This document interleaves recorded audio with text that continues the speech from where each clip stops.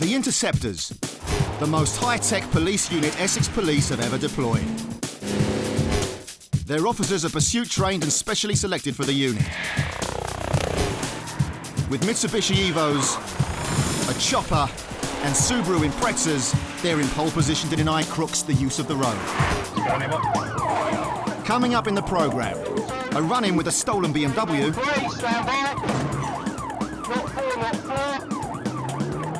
a car thief ends up in hospital,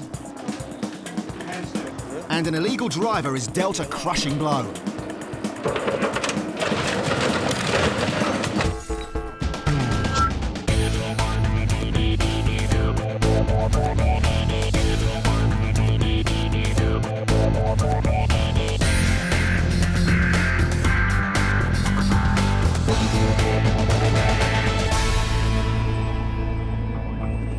A midsummer's day in Essex. The Chigwell Interceptors are on regular patrol. Tizzy's in the hot seat, accompanied by his sidekick, Sam. The vehicle stolen was a BMW 6 Series in grey. There we go. Which looks like a Millennium. The vehicle's been stolen by means of burglary from that address. I'm just waiting to find out if it's confirmed. A stolen Ford car has been used to drive to a house in North London where thieves carried out what is known as a Millennium burglary of a BMW. Both cars are believed to be heading towards Essex. Have they got a tracker on it? Modern cars are protected with ever more high-tech security devices. This has led car thieves to increasingly target households. Millennium burglaries are when they steal the owner's car keys and simply drive their vehicle away. A vehicle that's linked with that burglary is a Ford KA. Tizzy and Sam set off to hunt for both the stolen cars.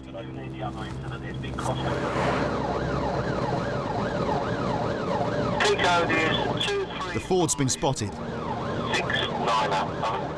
It's parked up, but the car thieves are nowhere to be seen. Tizzy and Sam decide to sit up and keep an eye on it. We're all just going to wait here, hoping that maybe the suspects come back to the Ford car and we can get in there and make some arrests.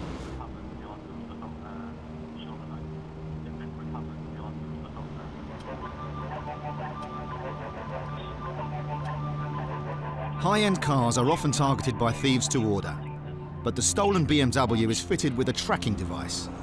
This gives off a radio signal so that the cops can home in on it. That's being activated now. As soon as they get a hit on a mast, they're going to call us where that is, over. News is coming in that the Langdon Interceptors team have now spotted the BMW and are giving chase.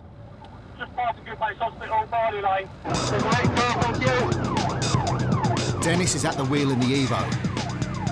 276 brake horsepower, 0 to 60 in around 5 seconds, and a top speed of 152 miles per hour. Desperate to escape, the thief puts the pedal to the metal. The Evo's more than capable of keeping up with the powerful Beamer, but the Intercept teams must keep the safety of the public first and foremost. Exiting Norfolk Road, on the right out Norfolk Road. Right Norfolk Road, please. Passing over the railway bridge. Stand by for direction. Tizzy and Sam listen in frustratedly. Thank you. Waiting traffic lights junction, stand by, stand by. That's a right. That's a right straight towards the A12. The motor's not for stopping. The Chigwell team, not wanting to be left out, leave the Ford car with an unmarked police car and head off to join the pursuit. We're going to head down to the A12. And we're just making progress now towards the A406 to see if we can intercept where they're heading to.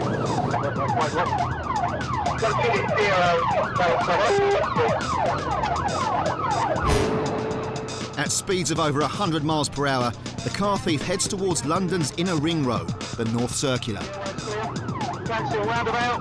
Units stand by, we're approaching the 406 406 roundabout, approaching the Redbridge roundabout, stand by. Not one. Dennis tries to block him off, but the driver's having none of it and rams the Evo. Not five. He's becoming more and more erratic, and he's lucky not to cause further accidents. We're going back again, still round the roundabout, again, stand by. Dennis decides in the interest of public safety to hang back. The driver has no such plans.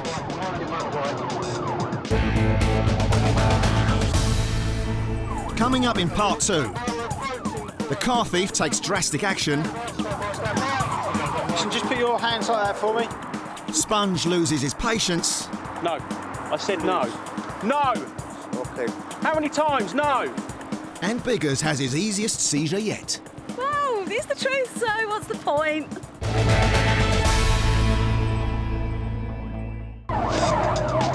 The Interceptors are chasing a top-of-the-range BMW through the outskirts of North London. Not five. The car thief forces his way through red lights, but still can't shake off the chasing Evo. He's getting desperate, and backup is closing in. Suddenly, he pulls a death-defying manoeuvre. Crossing the central reservation, he heads the wrong way towards oncoming traffic. The pursuit is called off, but the BMW is fitted with a tracking device, so the cops are never too far behind. A chopper has also been scrambled. Interceptor teams adhere to a strict pursuit policy designed to prevent endangering the lives of innocent bystanders and the police themselves. Tizzy and Sam have returned to the stolen Ford car used to get the burglars to the robbery. That's going to be forensically recovered so it can be examined by our scenes of crime officers, and hopefully we'll get some suspects out of that.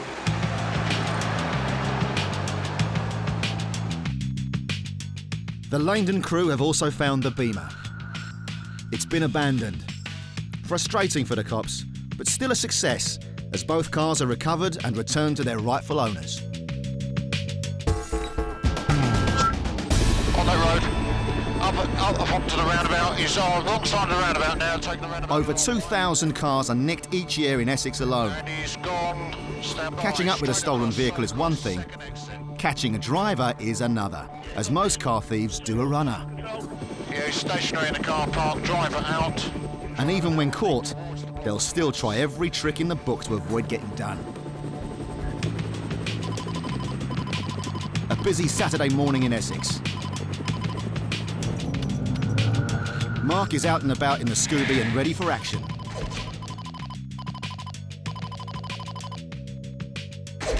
Alongside him, Danny is on the radio to colleagues who are requesting assistance with an arrested car thief. Then we're 2 minutes away, mate. 2 minutes.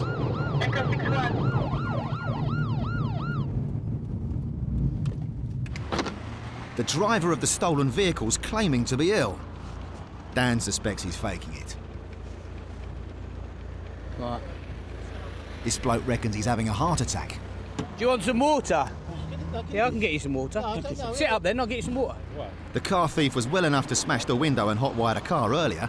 Sometimes they use a tactic that they'll pretend to be ill and try and escape from hospital, but you've got a fine line between your duty of care and obviously being practical. The stolen vehicle is searched for evidence. The driver's taken into custody whilst Danny and Mark wait for the car to be recovered. Still, it's a stolen car. It's another one we got back. At the station, the car thief is still being uncooperative, and the paramedics have been called. He's refused to give his name, and the Interceptors are asked to help out. What's happened is they want him identified, and because he's laying on the floor, they can't get his fingerprints, so we're going to use a lantern device. We've got a pad to take it because he's in custody, but, so we can take him by force if needs be. The suspect is fingerprinted. I thought, no, that's all right. No, it's got, and the cops get a match. This bloke looks in a lot of pain. Dan and Mark are still not convinced. But if this guy's pretending, he may well be up for an Oscar. But without a proper examination, it's hard to tell. So he's taken off to hospital. Later that evening, Danny receives some not so unexpected news. Even though the paramedics at the time thought he was faking it, they again just couldn't take any chances. So he was taken to hospital, he was discharged with basically nothing wrong with him, and he's now wanted because he's not turned up for his bail. So obviously we'll be knocking on his door, and no doubt he'll probably fake a heart attack again, and we'll have to do the same again.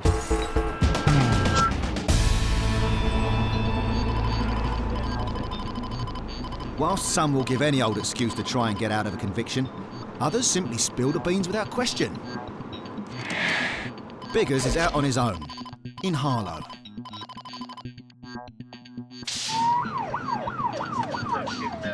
He's spotted a car with a dodgy brake light.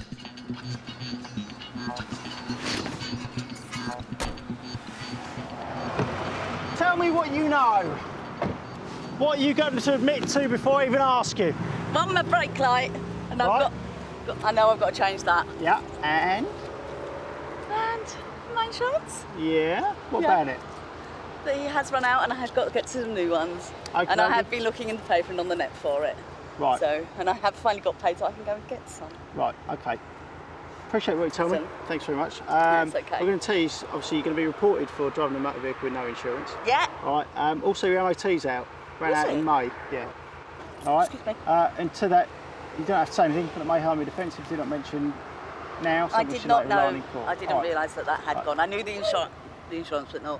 Your car's going to be seized, my love. Rightio. All right, and obviously you're going to Yeah. get some points to your licence. Have you got a full licence? I have. This jolly lady's taking the bad news in her stride. Even Biggers is surprised by her keenness to cough up. Well, that was easy. How do I get about the MOT? MOT, obviously, you have to get your vehicle back to get it MOT. Yeah. Obviously, I'm more concerned that... Even with her car being seized, she still sees the bright side. Well, it's the truth, so what's the point? She's admitted it straight away, which is somewhat unusual because most people don't. But I've thanked her for her honesty. I'll give her some paper and we'll have her car. I think it's a good deal, actually. Thank you very much. There you go. Radio. See ya. And they now take the long walk home. After one short stop with the Interceptors, the lady promptly paid her fine, renewed her insurance, and collected her car 3 days later.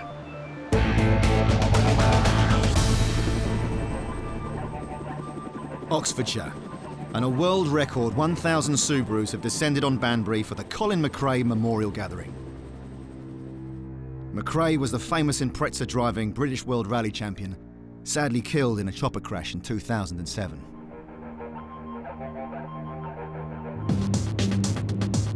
A number of Subarus have travelled all the way from McRae's hometown in Scotland for the event. But there's no doubt who the star of the show is today.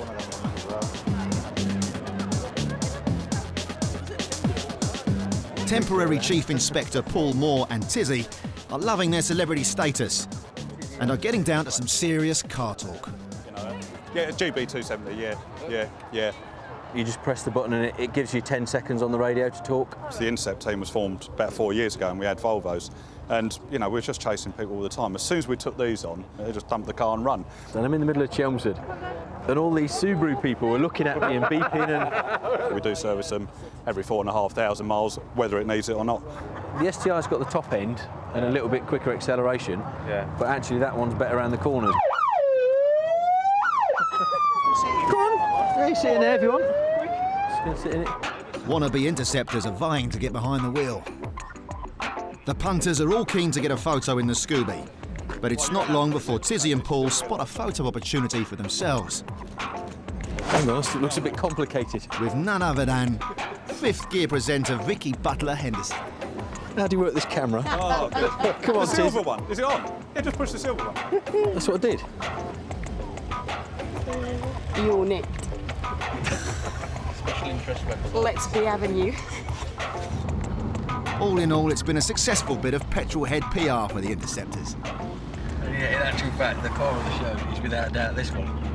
Everybody's crowded around this one and looks at that. Time for a final parade.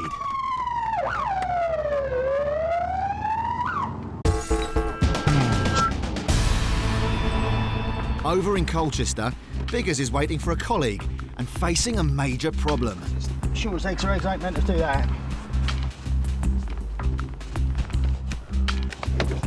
The Interceptor teams are used to driving on the edge of their seat, but this seat is more of a rocking chair. Now the mat's caught, but I can't actually see where it's caught.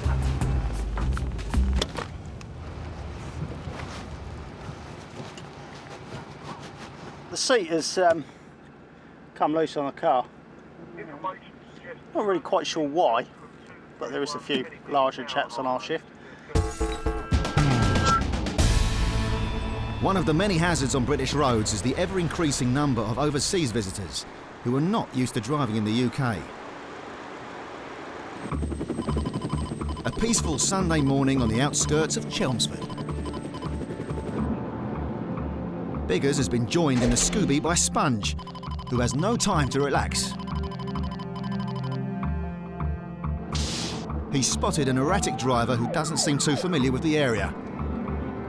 We noticed this vehicle in front looked like it was going to turn off at the Boreham exit of the A12, and then all of a sudden he cut across the Hatchins and came straight back into lane 1. He's either very nervous, but he seemed to be deviating all over the road. He's also got a brake light out, and we've done a check, and it appears that the vehicle hasn't got any insurance.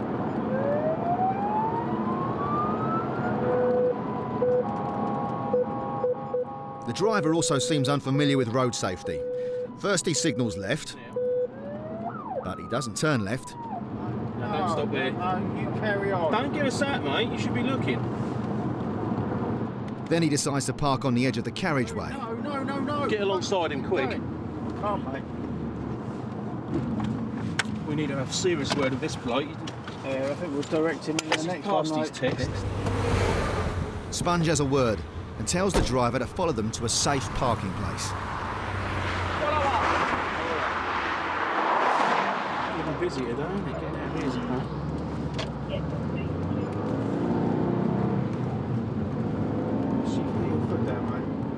The driver at least seems capable of following someone else's directions. Put him in here. Yep, that's the best place. Safest place, anyway. Do you have your licence and insurance? No. Do you have insurance? No. Okay. You went to turn off the A12 and then you came straight back on again across the Hatchins. No, understand. Very little speak English. Right. Why have you got no insurance? Maybe today and insurance. Right, okay. Stay Have you got any identification on you? He's looking rather nervous and doesn't seem to know whether he has insurance or not. Sorry. Do you have a UK licence as well, or not? Yeah, license. Do you have a UK licence? Yeah. You do? Yeah. English licence? The same goes for his driving licence. Do you have an English licence? No. No. You don't? Just Polish licence? Only Polish license. Is this yours, the car? Yeah. He's not sure who owns the car. This is no, my boss car. It's your boss's car, right? Yeah. Okay. Yeah. And claims not to have a mobile. No. Me no phone. How can we speak to your boss? Yes, maybe later. No, I don't know. We're going to seize his car. He's got no insurance. He'll be reported for road traffic offences, but no insurance. His driving's atrocious anyway. Have you had a drink at all? No. Haven't? Can you put that out for us? The language barrier's a problem, but other factors may also be clouding his thinking. We're going to breathalyse you, yeah? Okay? Okay. Take up. And then blow through there.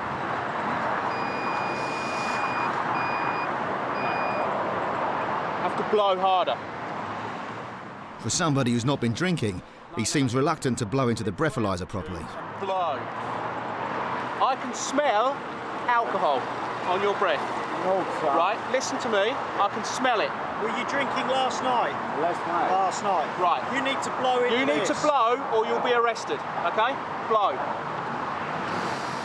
Keep going, Keep going, that's it. The breathalyzer tells its own story. You've failed. You're under arrest for drink driving. You do not have to say anything, but it may harm your defence if you do not mention when questioned something you later rely on in court. Anything you do say may be given evidence. Okay? No, I understand. Right. Just put your hands like that for me. No. Put your hands like that for me, because you're going to get handcuffed. 115, so he's well over the limit. He's over 3 times the legal limit. His lady friend's going to have to find her own way home. You're going to the police station with us. Yeah, okay. Yeah? Yeah, I understand. Yeah, and this woman will stay here. Somebody's going to have to pick her up. Someone's going to have to come here. This guy's English seems to be getting better as the truth begins to sink in. He now needs a cigarette. No, you can't. Please. No, because you've got to go. You've got to do that again at the police station. Only one cigarette. No. Please. No, you can't. You can't. I can't explain. Don't lean on that. Sorry. Smoking before the second breath test at the station could lead to an inaccurate result. Sponge is not going to let that happen. Please, only one cigarette. No, only you can't. One. No. Please. You can't. Please, Not please. until you've blown on the machine. Yes, okay, but only one cigarette and finish. You can't. Please. No, you can't. While he tries to organise a lift for his friend on a mobile phone he earlier claimed not to have, she's busy sneaking him a cigarette. At the moment, he's been arrested on suspicion of having alcohol whilst driving. No. I said no. No! Okay. How many times? No! Okay, sorry. Pick this man, please. Hello? This gentleman's got no insurance, and also he's just been arrested for drink driving. The problem we have, obviously, is the lady that's with him is going to need to be picked up. I'll pop you in the car with these guys. The driver later blew 135 at the station, 4 times over the limit. He was charged with drink driving, but failed to appear in court and is believed to have fled the country.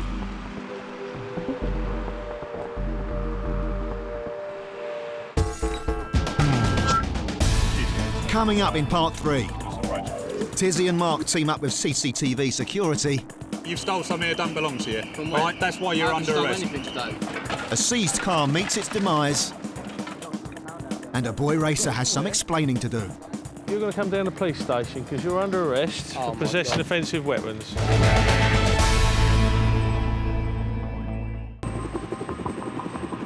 It's a quiet morning, and the Stanway team of Fitchie and Grant are parked up and looking for trouble. Fitchie is wearing his favourite shades, and Grant is still bragging about his iPhone. It's all gone quiet, and Fitchie fancies some action. Enough of this sitting around doing nothing. I've had enough. The Interceptors may have all the latest technological gadgets, but often it's good old-fashioned detective work that gets results. Driving through town, a car full of youths travelling in the opposite direction speeds away after clocking the Scooby. The driver didn't seem to be wearing a seatbelt. The Interceptors decide to intercept.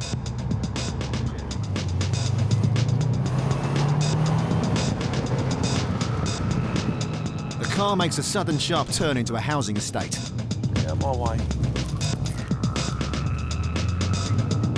Fitchie thinks he's lost them. But Grant spots them again as they pull into a driveway, hoping the Interceptors haven't noticed.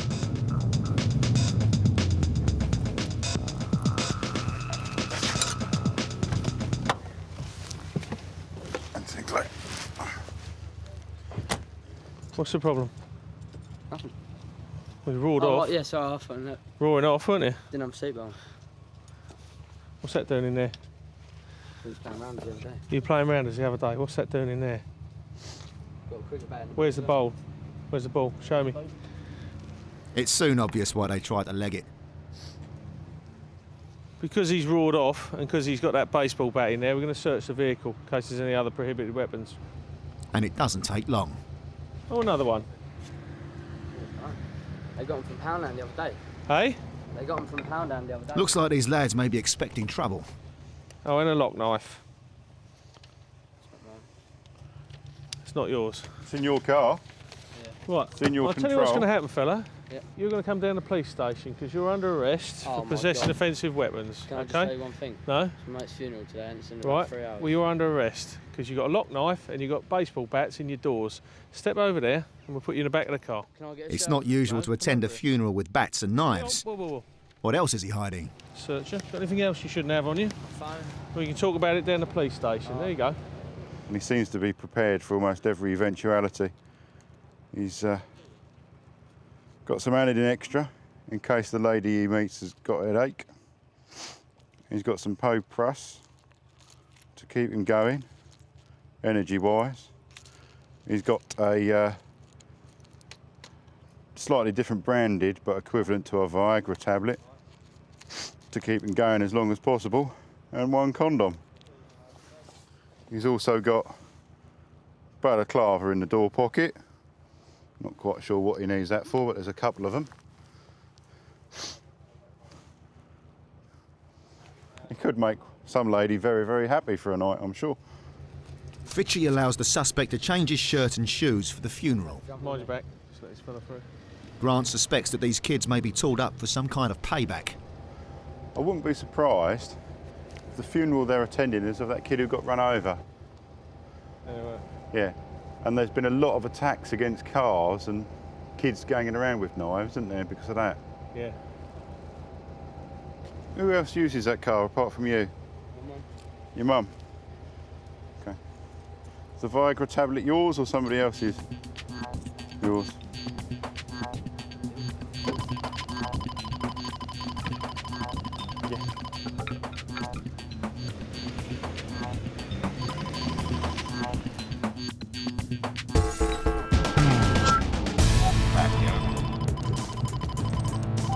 Yeah, receipt. Is there insurance on the vehicle? Dave and Sam are patrolling the Chigwell suburbs. They're on the lookout for unroadworthy vehicles and dodgy drivers. It doesn't take them long to find both together. Your vehicle's come up as having no MOT, no tax, no insurance. Have you got any of those things? No. No. Have you got any ID on you? I haven't, no. No? I've only just bought it. He can't have paid much. The car's battered. Only used it today, you know what I mean? Yeah.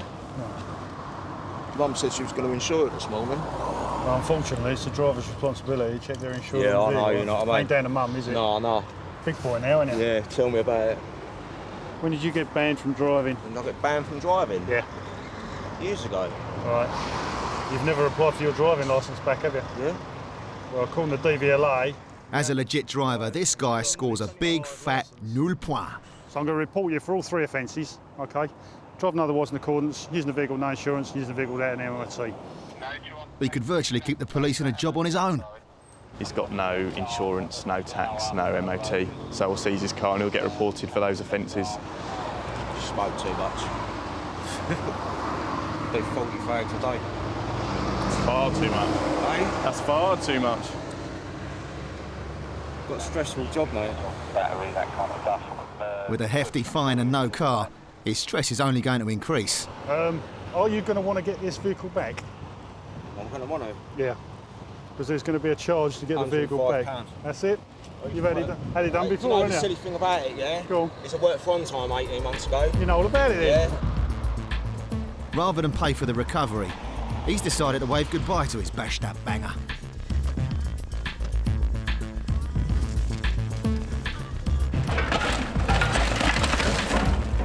A few weeks later, and the car reaches the end of the road. On average, a quarter of the 8,000 cars seized by Essex Police annually end up being crushed at the scrapyard, when owners can't afford or simply can't be bothered to collect them.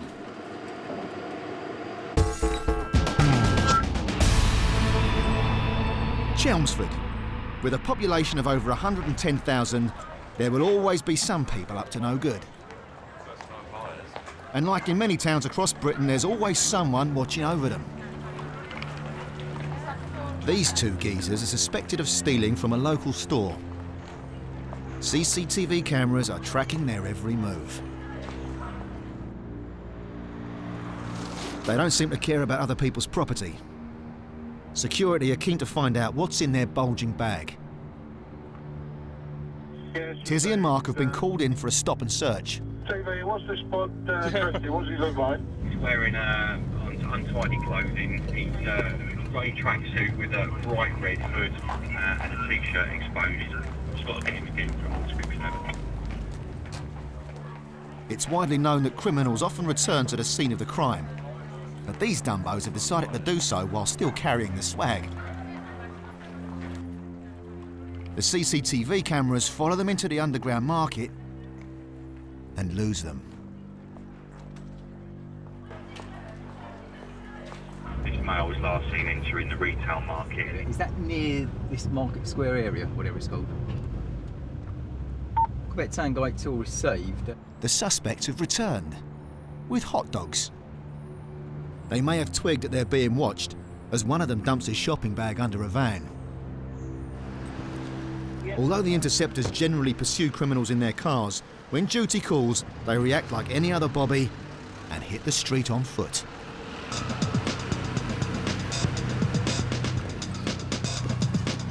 Yeah, we're at the bus stops now, mate. Give us the description again. The suspects are only metres away and have no idea the net's closing in. There they are. Tizzy moves to head them off, while Mark closes in from behind. OK, we've got information that you may have disposed or been involved in an offence of theft, all right? You're detained at this point up until I establish what's happening. All right? OK, no, that's fine, but I need to establish certain facts, all right? So I want you to wait with my colleague until we get that, all right? So that's why you're stopped here. Tizzy recovers the stash from under the van. What's in there?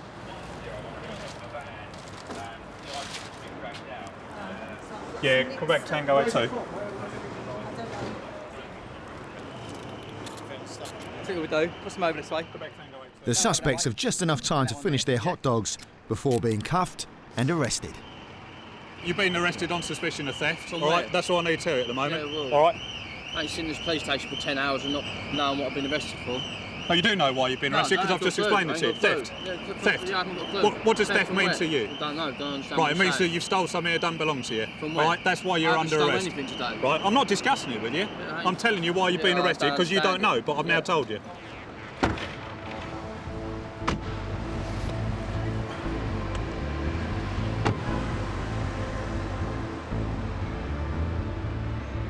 He's been caught red-handed, and it's not the ketchup. Listen, mate, it's starting to wind me up with that thing now, so can you turn it off and put it away? He's entitled to film, yeah?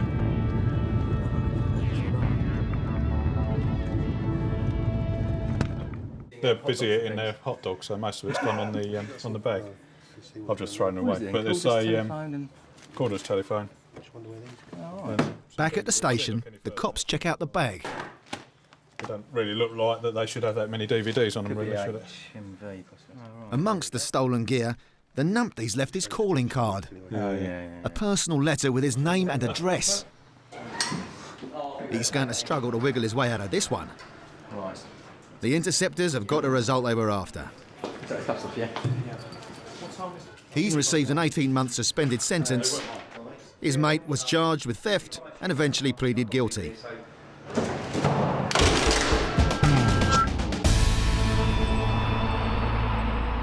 Across the country, the cost of motoring is on the rise, and criminals will do anything they can to save a few quid.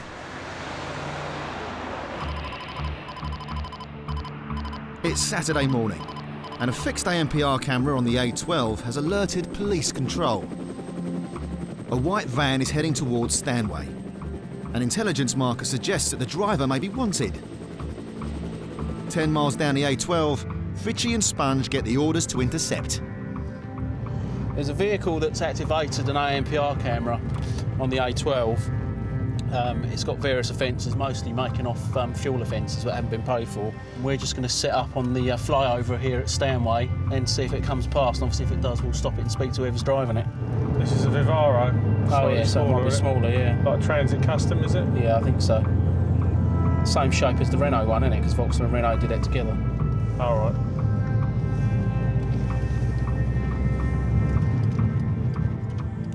The guys pull over to lie in wait.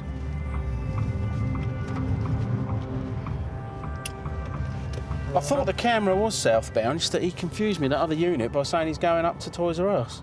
Yeah. She put that information out at 39 and it happened at 35, so it's 8 minutes ago.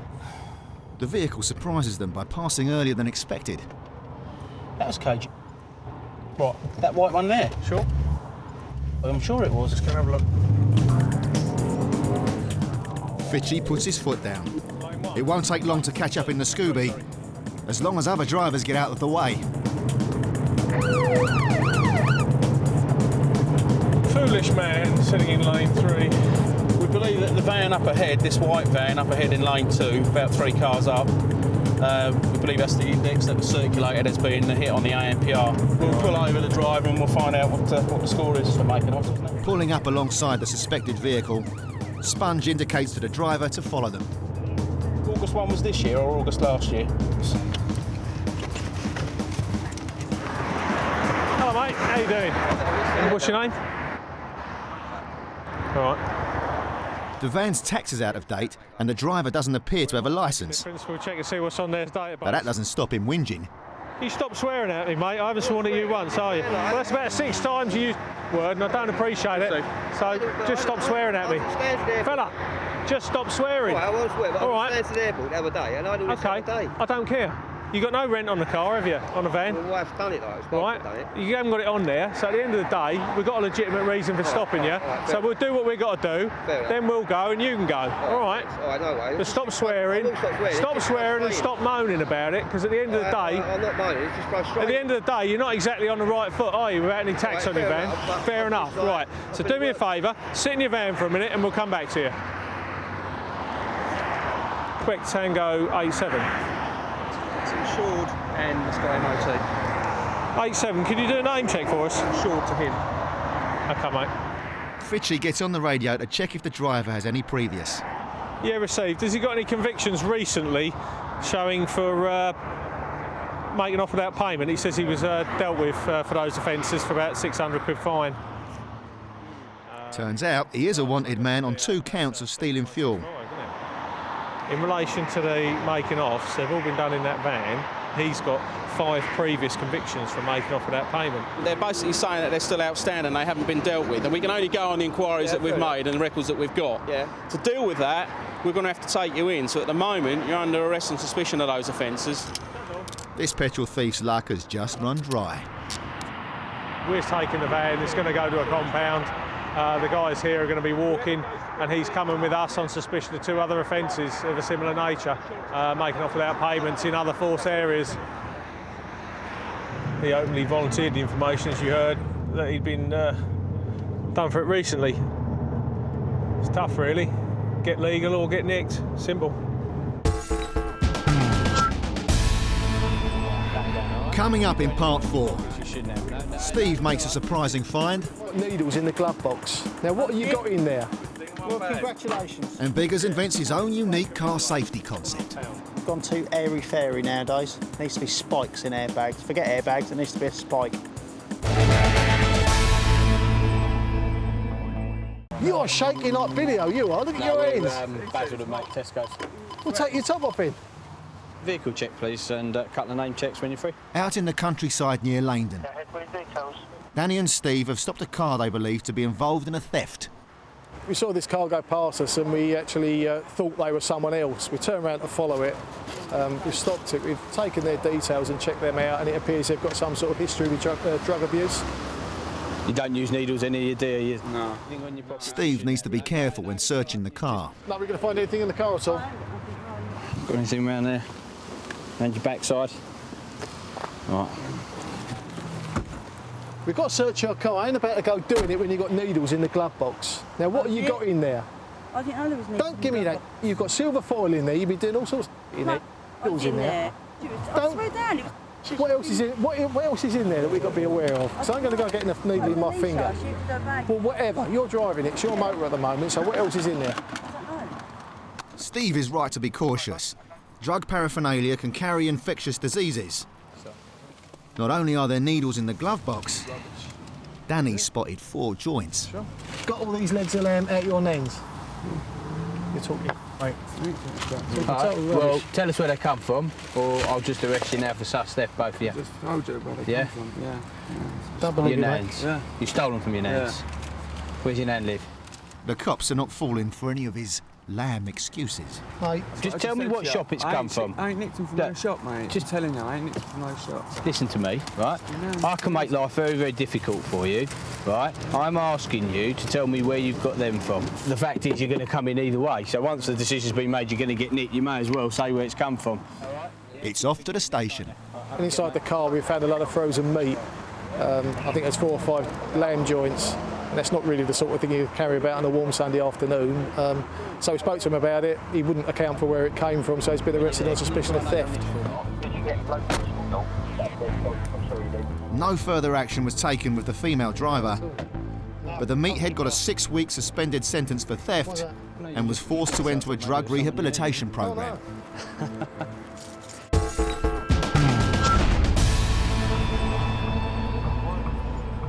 In Colchester, Biggers and Sean are planning to catch out dodgy afternoon shoppers with a hidden ANPR camera outside the local supermarket. We are like coiled springs.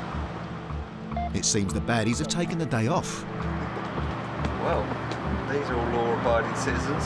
If we were sitting on Avenue of Remembrance, we'd have had about 10 hits by now. The camera equipment isn't getting any results. The guys are getting restless and head out. We've not had too many come in yet, have we? Oh, it's crazy exciting. Can't think of anything I'd rather be doing. It's nice standing out in the sun, though. They may be on the lookout for hardened criminals, but the height of this afternoon's excitement is a solitary seatbelt abuser, and he couldn't care less. He's had far more important news. How you doing? Yeah, I know what you pulled me for. Yeah, it's because you ain't wearing this, are you? Why is that? I forgot to put it on. Did you forget to put your trainers on as well? I've got the shoes in. No worries. What I'm going to do is going to give you a ticket for not wearing your seatbelt. Do I get points for that? No. It's £30 fine. I can live with that. All right. What I'll do, stick your shoes on, we'll come stand outside, saves me standing in the road. Well, where'd you spot me anyway? Sorry? Where did you spot I've got a policeman over there who's looking down the road. You know what, I'm going to the hospital this morning. My missus had a baby last night. All right. It's typical, isn't it? One good thing and one Well, bad. congratulations. Yeah. How big's the baby? Commiseration, £7.5. Come this side, mate. Boy or girl? Boy. Oh, I couldn't give a monkey's about getting a ticket if I'm honest, so... Well, I don't like it, but... No, we're just... I've got bigger things to worry about today. Just try and educate people, you know, you need to be wearing you know what, I've been pulled for it before, and it's only because I forget. I normally drive down the road with the belt on, put it on, and I did think that earlier, then I was on the phone actually, but Bluetooth, so it's yeah, no, yeah, that's all right. Do you let people off? I generally no, because I like.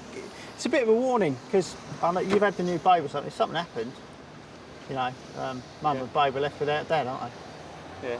Yeah. I was going to get a Tesco's as well. I might have now.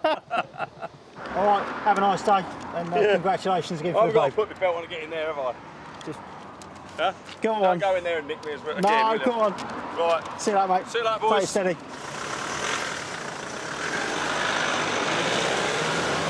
Yeah, he was a nice enough fella. He's been caught out, really. He's tried to shop down the road from where he lives. He's looking for a 90 for his missus, who's just had a baby in Colchester General. So he's been caught out. Needs to wear his seatbelt, and like I said, if we replaced his airbag with a load of spikes, he'd probably wear his seatbelt every day. So we've gone too airy-fairy nowadays. Needs to be spikes in airbags. Forget airbags, it needs to be a spike.